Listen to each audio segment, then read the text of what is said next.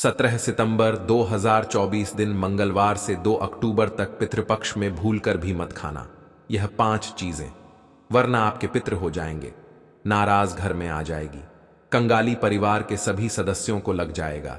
पितृदोष दोस्तों, जब हमारे पितर हमसे प्रसन्न होते हैं तो उनका आशीर्वाद हमें जीवन में सुख, शांति और समृद्धि प्रदान करता है, और जब हमारे पितर हमसे प्रसन्न नहीं होते हैं तो हमें पितृदोष का सामना करना पड़ता है, जो हमारे जीवन में रुकावटें, परेशानियां और कठिनाइयां लेकर आता है। पितरों की नाराजगी हमारे परिवार की समृद्धि और शांति पर गहरा प्रभाव डाल सकती है। दोस्तों, पितृपक्ष के दौरान कुछ ऐसी गलतियां होती हैं जिन्हें हमें बिल्कुल भी नहीं करनी चाहिए, क्योंकि ये पितरों की नाराजगी का कारण बन सकती है। सही तरीके से श्राद्ध और तर्पण करना ही पितरों की प्रसन्नता और उनके आशीर्वाद का मार्ग है। और साथ ही साथ हम आपको यह भी बताएंगे कि पितृपक्ष के दौरान किन किन चीजों का सेवन नहीं करना चाहिए, ताकि हमारे पितर हमसे नाराज न हो और उनका आशीर्वाद हमें मिलता रहे।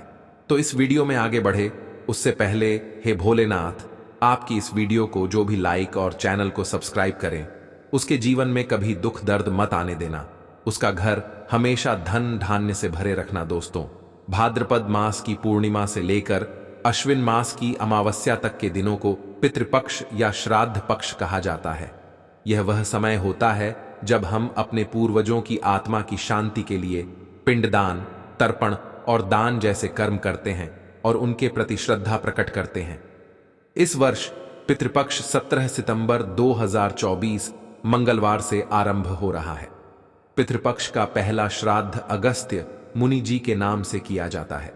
हर साल यह भाद्रपद शुक्ल पक्ष की पूर्णिमा से शुरू होता है और अपने पूर्वजों के प्रति सम्मान और श्रद्धा अर्पित करने का यह विशेष समय होता है। दोस्तों, इस बार भाद्रपद मास की पूर्णिमा 17 सितंबर मंगलवार के दिन है और इसी दिन अगस्त्य मुनि के नाम से श्राद्ध किया जाएगा। वहीं पितृपक्ष का अंतिम श्राद्ध अश्विन माह की अमावस्या तिथि को किया जाएगा, जो इस साल 2 अक्टूबर बुधवार के दिन पड़ेगा। इसे सर्वपितृ अमावस्या या अमावस्या श्राद्ध के नाम से भी जाना जाता है। हिंदू धर्म की मान्यता है कि साल में एक बार यमराज सभी आत्माओं को पृथ्वी पर भेजते हैं। ये आत्माएं अपने परिवारजनों से तर्पण ग्रहण करने के लिए धरती पर आती हैं। जो व्यक्ति अपने पितरों का श्राद्ध और तर्पण नहीं करता, उनके पितर उनसे नाराज हो जाते हैं। इसलिए पितृपक्ष के दौरान तर्पण और श्राद्ध करना अत्यंत महत्वपूर्ण माना गया है, ताकि पितरों की आत्मा को शांति और संतोष प्राप्त हो सके। दोस्तों, पितृपक्ष के दौरान पितरों का तर्पण करना अत्यंत आवश्यक माना गया है। यह कहा जाता है कि जब हम श्रद्धा भाव से अपने पितरों के लिए तर्पण करते हैं तो इससे परिवार के सदस्यों के लिए प्रगति और समृद्धि के द्वार खुलते हैं। साथ ही पितृदोष का निवारण भी होता है। ऐसा माना जाता है कि जिस घर में पितृदोष होता है वहां वंश वृद्धि रुक जाती है। न तो पेड़ पौधे पनप पाते हैं और न ही किसी मांगलिक कार्य को सफलतापूर्वक पूरा किया जा सकता है। यह एक बहुत ही गंभीर दोष होता है जिसका निवारण केवल पितरों की कृपा से ही संभव है।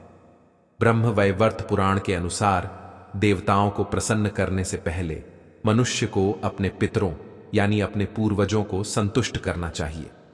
जब हमारे पितर प्रसन्न होते हैं तभी हमारे कार्य सफल होते हैं और हमें जीवन में उन्नति प्राप्त होती है। इसलिए पितृपक्ष का यह समय बहुत ही महत्वपूर्ण है। इस समय में अपने पितरों के प्रति श्रद्धा और तर्पण अर्पित करना न केवल हमारी परंपरा है, बल्कि यह हमारे जीवन में शांति, समृद्धि और सफलता लाने का मार्ग भी है। दोस्तों, मान्यता के अनुसार अगर किसी मृत व्यक्ति का विधिपूर्वक श्राद्ध और तर्पण नहीं किया जाता तो उसकी आत्मा को इस लोक से मुक्ति नहीं मिलती और वह आत्मा के रूप में इस धरती पर भटकती रहती है। इसलिए पितरों की मुक्ति के लिए पितृपक्ष का समय बहुत ही महत्वपूर्ण माना जाता है। यह वह समय होता है जब हम अपने पूर्वजों को श्रद्धा से याद कर उनकी आत्मा की शांति के लिए तर्पण और पिंडदान करते हैं। पितृपक्ष के दौरान हर दिन तर्पण करना चाहिए। तर्पण के लिए आप जल में दूध, चावल और गंगा जल मिलाकर इस्तेमाल कर सकते हैं। यह एक सरल विधि है जिसे आप अपने घर के आंगन या किसी पवित्र स्थान पर कर सकते हैं। तर्पण के साथ साथ पिंडदान भी अत्यंत महत्वपूर्ण होता है। पिंडदान के दौरान पके हुए चावल, दूध और तिल को मिलाकर पिंड बनाया जाता है। पिंड को शरीर का प्रतीक माना जाता है और यह पितरों की आत्मा के लिए किया जाने वाला एक प्रमुख कर्म है। इस दौरान कुछ विशेष नियमों का पालन करना चाहिए। उदाहरण के लिए, पितृपक्ष के समय किसी भी तरह के शुभ कार्य नहीं किए जाते। विशेषकर नई पूजा, अनुष्ठान या मांगलिक कार्यों से बचना चाहिए। हालांकि देवताओं की नित्य पूजा या कोई व्रत संकल्प पहले से किया हुआ हो तो उसे जारी रखा जा सकता है, लेकिन ध्यान रहे, कोई नई पूजा या अनुष्ठान इस अवधि में नहीं किया जाना चाहिए, क्योंकि यह समय पितरों के प्रति समर्पित होता है। पितृपक्ष के दौरान पान खाना, तेल लगाना और रंगीन फूलों का साबुन, शैम्पू या इत्र का उपयोग वर्जित है। इन सभी वस्तुओं का उपयोग नहीं करना चाहिए, क्योंकि ये चीजें अशुद्धि का प्रतीक मानी जाती हैं। यह समय शरीर और मन को शुद्ध और संयमित रखने का होता है, ताकि पितरों की आत्मा को शांति मिल सके। इसके साथ ही इस दौरान कुछ खाद्य पदार्थों का सेवन भी वर्जित माना गया है, जैसे चना, मसूर, बैंगन, हींग, शलजम, मांसाहार, लहसुन, प्याज और काला नमक का प्रयोग नहीं करना चाहिए। पितृपक्ष के दौरान सात्विक भोजन का सेवन करना चाहिए, जिससे मन और वातावरण दोनों ही पवित्र बने रहें। इस समय घर में ऐसा भोजन बनाना चाहिए जो पवित्र और पौष्टिक हो, क्योंकि यह वातावरण को शुद्ध बनाए रखता है और श्राद्ध के लिए आदर्श माना जाता है। हिंदू धर्म में यह माना जाता है कि जब हम पितरों का श्राद्ध और तर्पण करते हैं तो हमारे पितर प्रसन्न होकर हमें आशीर्वाद देते हैं। श्राद्ध और तर्पण के माध्यम से हम अपने पितरों की आत्मा की शांति और संतोष के लिए प्रार्थना करते हैं। यह कर्म न केवल पितरों की आत्मा को मुक्ति दिलाता है, बल्कि हमारे परिवार के सदस्यों के लिए सुख, समृद्धि और उन्नति के मार्ग भी खोलता है। ब्रह्मवैवर्त पुराण के अनुसार किसी भी धार्मिक या आध्यात्मिक कार्य में सफलता प्राप्त करने के लिए पहले अपने पितरों को प्रसन्न करना आवश्यक है। जब पितर संतुष्ट होते हैं तभी हमारे कार्य सफल होते हैं। इसीलिए पितृपक्ष का महत्व बहुत अधिक है। यह समय हमारे पूर्वजों के प्रति कृतज्ञता प्रकट करने और उनकी आत्मा को शांति देने का सर्वोत्तम अवसर होता है। इसलिए पितृपक्ष के दौरान अपने पितरों का श्राद्ध और तर्पण करना न भूलें। यह न केवल हमारे पितरों को संतुष्ट करता है, बल्कि हमारे जीवन में भी सकारात्मकता और समृद्धि लाता है। इस समय का पालन पूरी श्रद्धा और भक्ति के साथ करें, ताकि आपके जीवन में पितरों का आशीर्वाद सदैव बना रहे। दोस्तों, पितृपक्ष के इन 16 दिनों में कुछ महत्वपूर्ण नियमों का पालन करना आवश्यक है। सबसे पहले, इस दौरान किसी भी प्रकार के नशीले पदार्थों का सेवन नहीं करना चाहिए। साथ ही जो व्यक्ति श्राद्ध कर रहा है उसे इन 16 दिनों तक ब्रह्मचर्य का पालन करना चाहिए। इसके अलावा इस समय में किसी भी प्रकार के नए वस्त्र, आभूषण या कीमती सामान खरीदने से बचना चाहिए, क्योंकि यह समय पितरों के प्रति समर्पण और शांति का होता है। जब श्राद्ध की तिथि का चयन हो जाए तो श्राद्ध कर्म को विधिपूर्वक करने के लिए किसी विद्वान पुरोहित को बुलाना चाहिए। श्राद्ध में तर्पण के लिए तिल जल, चावल, कुशा और गंगा जल का प्रयोग अवश्य करें, लेकिन पितरों को विशेष प्रसन्न करने के लिए सफेद पुष्प, उड़द गाय का दूध, घी, खीर, समा के चावल, जौ, मूंग और गन्ने से बना हुआ भोजन भी श्राद्ध में अर्पित करना चाहिए। यह सामग्रियां पितरों को अत्यंत प्रसन्न करती हैं और उनकी आत्मा को शांति प्रदान करती हैं। तुलसी, आम और पीपल के पेड़ों पर पितृपक्ष के दौरान जल अर्पित करना भी एक महत्वपूर्ण कर्म है। ऐसा करने से पितरों का आशीर्वाद प्राप्त होता है और परिवार में सुख शांति बनी रहती है। जब आप अपने पितरों का श्राद्ध कर रहे हों तो सूर्य नारायण को जल अर्पित करें और गायत्री मंत्र तथा पितृ स्तोत्र का पाठ दक्षिण मुखी होकर करें। यह प्राचीन विधि पितरों की आत्मा को शांति देती है और श्राद्ध को सफल बनाती है। पितृपक्ष का यह समय हमारे पितरों के प्रति सम्मान और कृतज्ञता व्यक्त करने का अवसर होता है। इन 16 दिनों में किए गए तर्पण, पिंडदान और श्राद्ध कर्म से पितर संतुष्ट होते हैं और उनका आशीर्वाद हमें जीवन में उन्नति और सुख समृद्धि का मार्ग प्रदान करता है। इसलिए पितृपक्ष के इन दिनों में नियमों का पालन करें और अपने पितरों का श्राद्ध पूरी श्रद्धा और समर्पण के साथ करें। पितरों की प्रसन्नता और आशीर्वाद से आपके जीवन में हमेशा शांति, समृद्धि और सफलता बनी रहेगी। दोस्तों, पितृपक्ष हिंदू धर्म में अत्यधिक महत्वपूर्ण समय होता है, क्योंकि यह वह समय है जब हम अपने पितरों यानी पूर्वजों को श्रद्धांजलि अर्पित करते हैं और उनकी आत्मा की शांति के लिए तर्पण और पिंडदान करते हैं। पितृपक्ष के दौरान कुछ विशेष नियमों का पालन करना अत्यंत आवश्यक होता है ताकि श्राद्ध का पूरा लाभ प्राप्त हो सके। सबसे पहले, पितृपक्ष के इन 16 दिनों में किसी भी प्रकार के नशीले पदार्थों का सेवन वर्जित माना गया है। साथ ही जो व्यक्ति श्राद्ध कर रहा हो उसे इस अवधि में ब्रह्मचर्य का पालन करना चाहिए। इस दौरान नए वस्त्र, आभूषण या कोई कीमती सामान खरीदने से भी बचना चाहिए, क्योंकि यह समय पितरों के प्रति समर्पण और साधना का होता है। पितृपक्ष के दौरान कौवे, गाय और कुत्ते को भोजन देना अत्यंत आवश्यक माना गया है, क्योंकि इनके बिना श्राद्ध अधूरा माना जाता है। हिंदू धर्म में यह मान्यता है कि कौवा पितरों का प्रतीक होता है और उसे भोजन अर्पित करने से पितरों की आत्मा तृप्त होती है। इसके साथ ही चींटियों को आटा, चावल और अन्य अनाज भी डालना चाहिए। ऐसा करने से हमारे पितरों का आशीर्वाद मिलता है और हमारे जीवन में सुख, समृद्धि आती है। श्राद्ध के दौरान घर में सात्विक भोजन बनाना चाहिए और खास तौर पर उस भोजन का ध्यान रखना चाहिए जो आपके पितरों को प्रिय था। इस समय लहसुन और प्याज का उपयोग नहीं करना चाहिए, क्योंकि इसे अशुद्ध माना जाता है।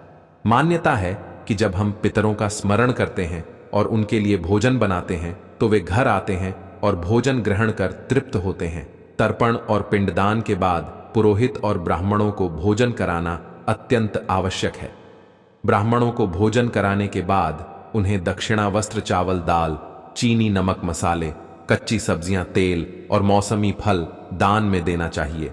इसके बाद पितरों को धन्यवाद देना चाहिए और जाने अनजाने में हुई किसी भी गलती के लिए क्षमा मांगनी चाहिए। इसके बाद पूरे परिवार के साथ श्रद्धा और समर्पण के साथ भोजन ग्रहण करना चाहिए। अब बात करते हैं पितरों का तर्पण किस तिथि को करना चाहिए और किस प्रकार से किया जाना चाहिए। श्राद्ध करने का प्रमुख नियम यह है कि दिवंगत परिजनों की मृत्यु की तिथि के अनुसार ही उनका श्राद्ध किया जाता है। यदि आपके किसी परिजन की मृत्यु प्रतिपदा तिथि को हुई है तो उनका श्राद्ध प्रतिपदा तिथि को ही करना चाहिए। जिन परिजनों की आकस्मिक मृत्यु या दुर्घटना में मृत्यु हुई हो उनका तर्पण और श्राद्ध चतुर्दशी तिथि को किया जाता है। यदि किसी पितर की मृत्यु तिथि ज्ञात नहीं हो तो उनका श्राद्ध सर्वपितृ अमावस्या के दिन करना उचित माना गया है। सुहागन महिलाओं का श्राद्ध नवमी तिथि को किया जाता है, जबकि सन्यासियों का श्राद्ध द्वादशी तिथि को करना चाहिए। अब मैं आपको 2024 के पितृपक्ष की तिथियों के अनुसार श्राद्ध के सही समय की जानकारी देता हूं। देखिए, पितृपक्ष की शुरुआत 17 सितंबर 2024 मंगलवार को होगी। इस दिन भाद्रपद पूर्णिमा है तथा चतुर्दशी तिथि का श्राद्ध 30 सितंबर 2024 सोमवार को किया जाएगा। सर्वपितृ अमावस्या 2 अक्टूबर 2024 बुधवार को पड़ेगी। नवमी तिथि का श्राद्ध 27 सितंबर 2024 शुक्रवार को होगा।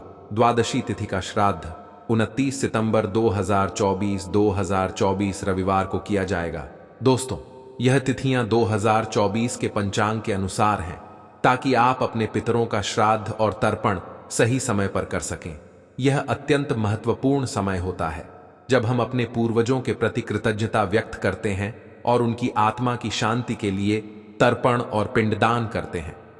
इस दौरान आपको ध्यान रखना चाहिए कि घर का वातावरण शुद्ध और शांतिपूर्ण हो। श्राद्ध के दौरान किसी भी प्रकार की अशुद्धता से बचना चाहिए और हर काम श्रद्धा और समर्पण के साथ करना चाहिए। दोस्तों, पितृपक्ष का यह समय हमें यह याद दिलाता है कि हमारे पूर्वज हमारे जीवन का आधार हैं और उनके आशीर्वाद से ही हम जीवन में उन्नति करते हैं। इसलिए हमें अपने पितरों के प्रति श्रद्धा भाव से तर्पण और श्राद्ध करना चाहिए, ताकि उनकी आत्मा को शांति और संतोष प्राप्त हो। दोस्तों, पितृपक्ष का यह समय हिंदू धर्म में अत्यंत महत्वपूर्ण माना जाता है। यह वह समय होता है जब हम अपने पितरों को याद करते हैं और उनकी आत्मा की शांति के लिए तर्पण, पिंडदान और श्राद्ध जैसे कर्म करते हैं। इस समय को शुद्ध और सात्विक भोजन के माध्यम से पितरों को प्रसन्न करने के लिए समर्पित किया जाता है। आइए जानते हैं कि पितृपक्ष के दौरान कौन कौन सी चीजें खानी चाहिए और किन चीजों से बचना चाहिए, ताकि हमारे पितर प्रसन्न हों और उनका आशीर्वाद हमें प्राप्त हो सके। सात्विक भोजन का महत्व पितृपक्ष में विशेष होता है। सात्विक भोजन का मतलब होता है ऐसा खाना जो शुद्ध और ताजा हो और हमारे मन और शरीर को शांति प्रदान करे। सात्विक भोजन पितरों की आत्मा को शांति और संतोष प्रदान करता है और उन्हें तृप्त करता है।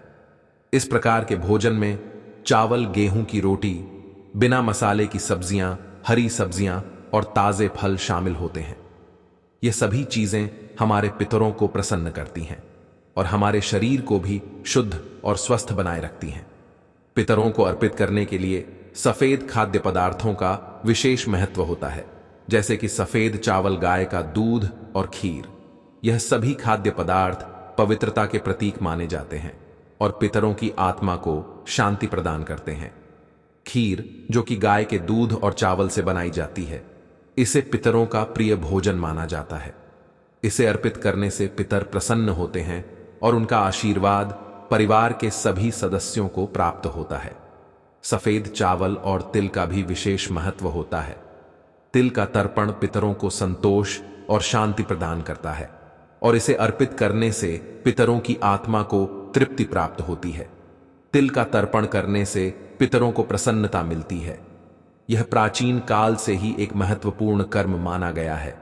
तिल न केवल पितरों की आत्मा को संतोष प्रदान करता है, बल्कि यह तर्पण के माध्यम से हमें पितरों का आशीर्वाद प्राप्त करने में भी मदद करता है।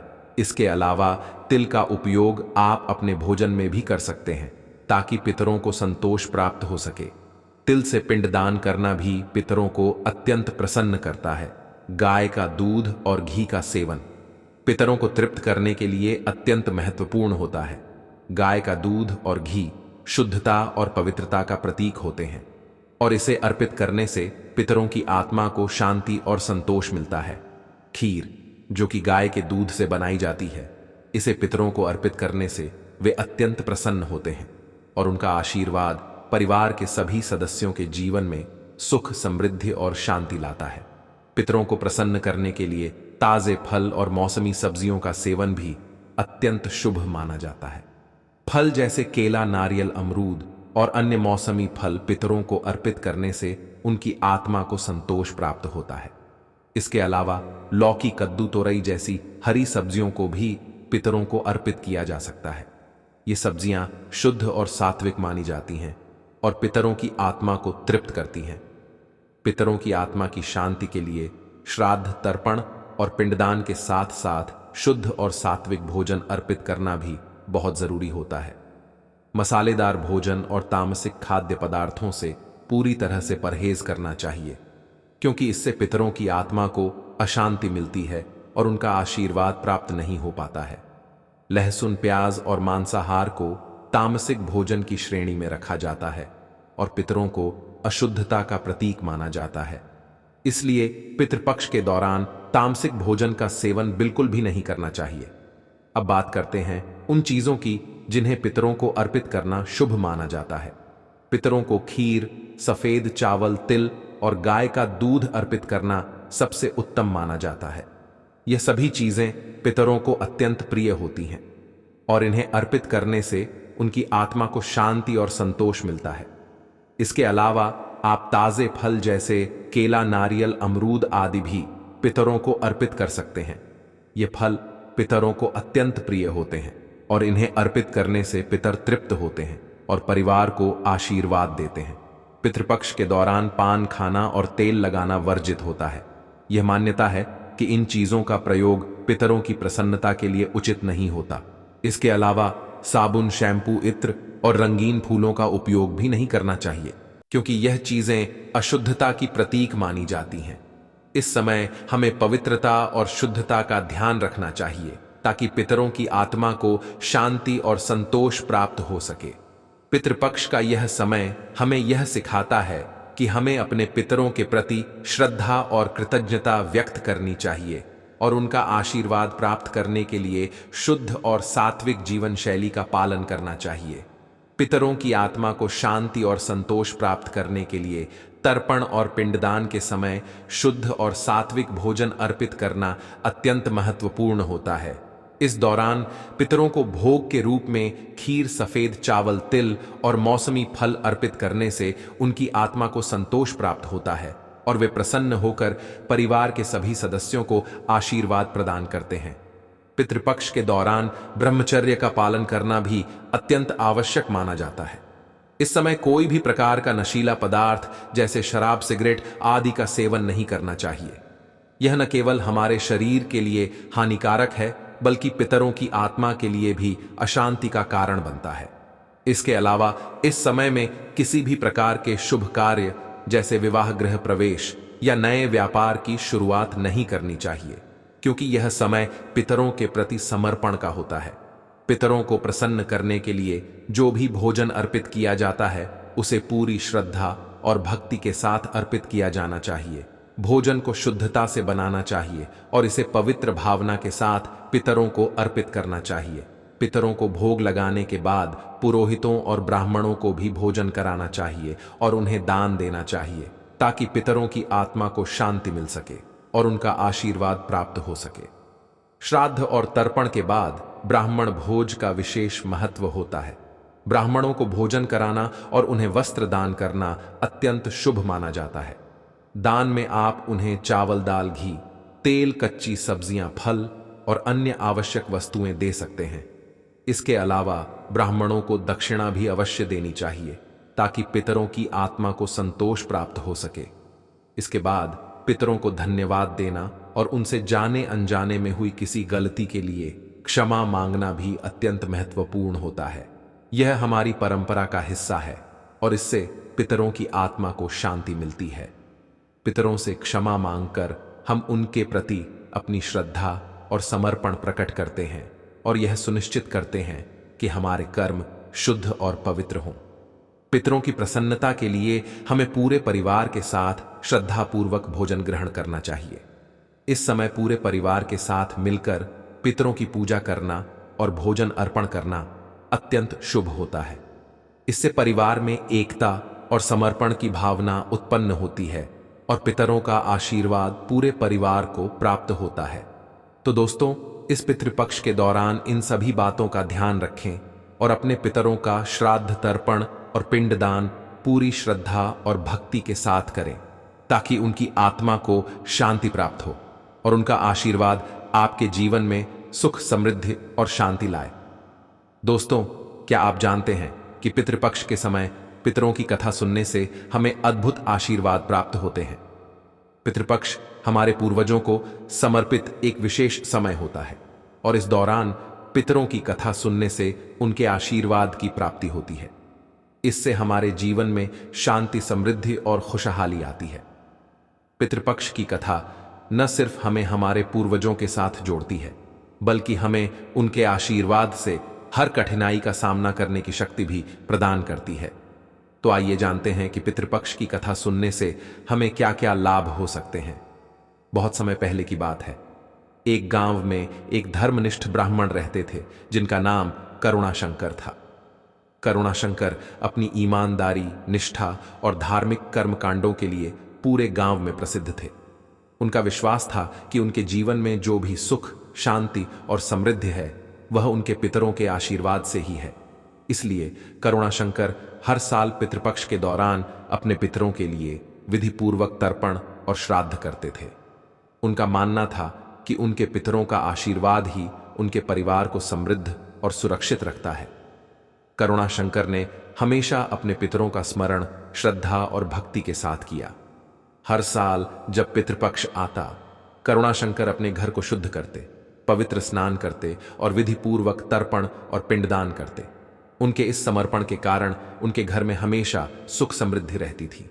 उनके खेतों में हरी भरी फसलें लहराती रहती थीं और उनके परिवार के सभी सदस्य स्वस्थ और खुशहाल रहते थे। गांव के अन्य लोग भी करुणाशंकर की पूजा पाठ और तर्पण के लिए उनका सम्मान करते थे।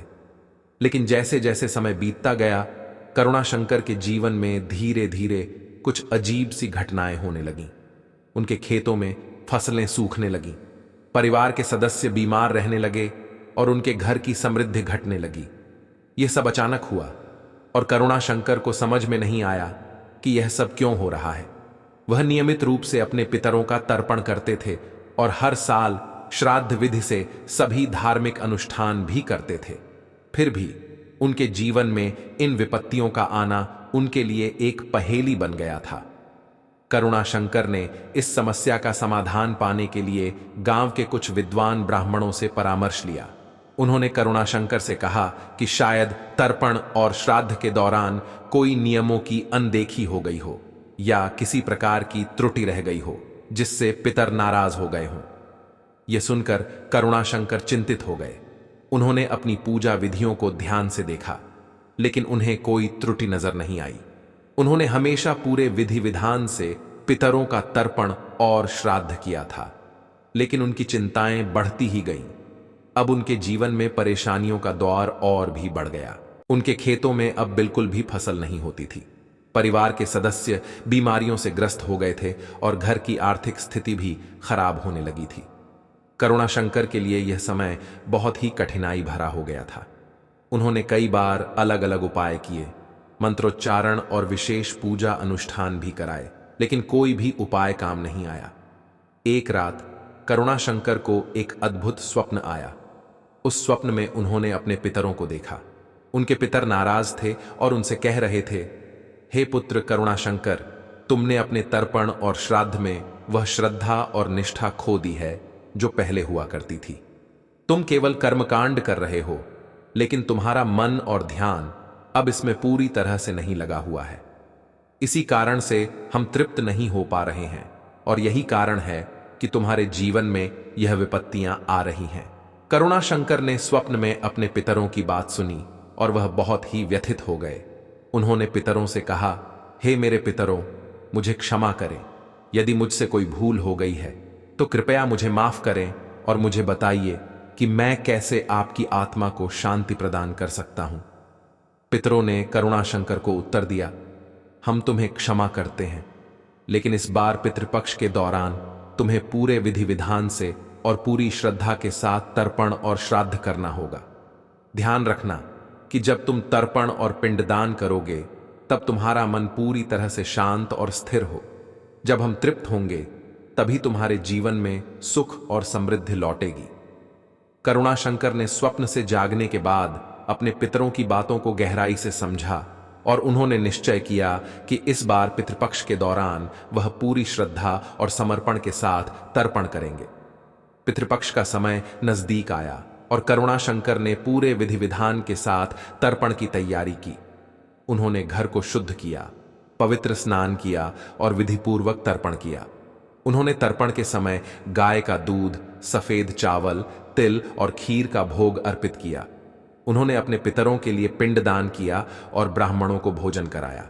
ब्राह्मणों को भोजन कराने के बाद उन्होंने उन्हें वस्त्र, अन्न और फल दान में दिए। उन्होंने अपने पितरों से प्रार्थना की, हे मेरे पितरों, मैंने अपनी पूरी श्रद्धा और समर्पण के साथ आपका तर्पण और श्राद्ध किया है। कृपया मेरे परिवार पर अपनी कृपा बनाए रखें और हमें सुख समृद्धि का आशीर्वाद दें। तर्पण और श्राद्ध करने के कुछ ही दिनों बाद करुणाशंकर के जीवन में एक अद्भुत बदलाव आया। उनके खेतों में फिर से हरी भरी फसलें उगने लगीं। उनके परिवार के सदस्य बीमारियों से उबरने लगे और घर में खुशहाली लौट आई। करुणाशंकर ने यह समझ लिया कि पितरों का आशीर्वाद ही उनके जीवन में सुख, समृद्धि और शांति का कारण है। इस कथा का महत्वपूर्ण संदेश यह है कि पितरों का आशीर्वाद हमारे जीवन में शांति, सुख और समृद्धि लाता है। जब हम अपने पितरों को पूरी श्रद्धा और समर्पण के साथ याद करते हैं और उनका तर्पण करते हैं तो उनकी आत्मा को शांति मिलती है और वे प्रसन्न होकर हमें आशीर्वाद प्रदान करते हैं। पितरों का आशीर्वाद हमारे जीवन को हर प्रकार की विपत्तियों से बचाता है और हमें सुखमय जीवन प्रदान करता है।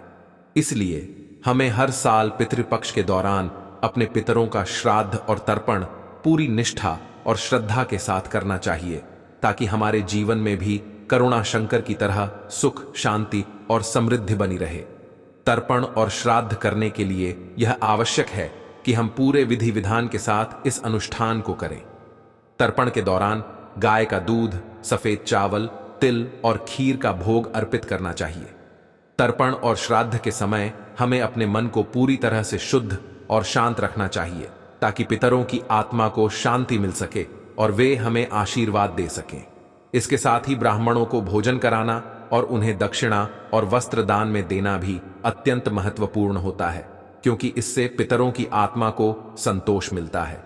इस कथा से हमें यह सीखने को मिलता है कि पितृपक्ष के दौरान तर्पण और श्राद्ध केवल एक धार्मिक कर्मकांड नहीं है, बल्कि यह हमारे जीवन को पितरों के आशीर्वाद से समृद्ध और सुखमय बनाने का एक महत्वपूर्ण साधन है। जब हम अपने पितरों को याद करते हैं और उनका तर्पण करते हैं तो वे प्रसन्न होते हैं और उनके आशीर्वाद से हमारे जीवन में सुख, शांति और समृद्धि आती है। तो दोस्तों, इस वीडियो में बस इतना ही। हम मिलेंगे कि सही नहीं और खास जानकारी के साथ, तो वीडियो को लाइक और चैनल को सब्सक्राइब जरूर कर लीजिएगा, क्योंकि हम आपके लिए दिन रात मेहनत करते हैं, आपके लिए अच्छी जानकारी लाते रहते हैं।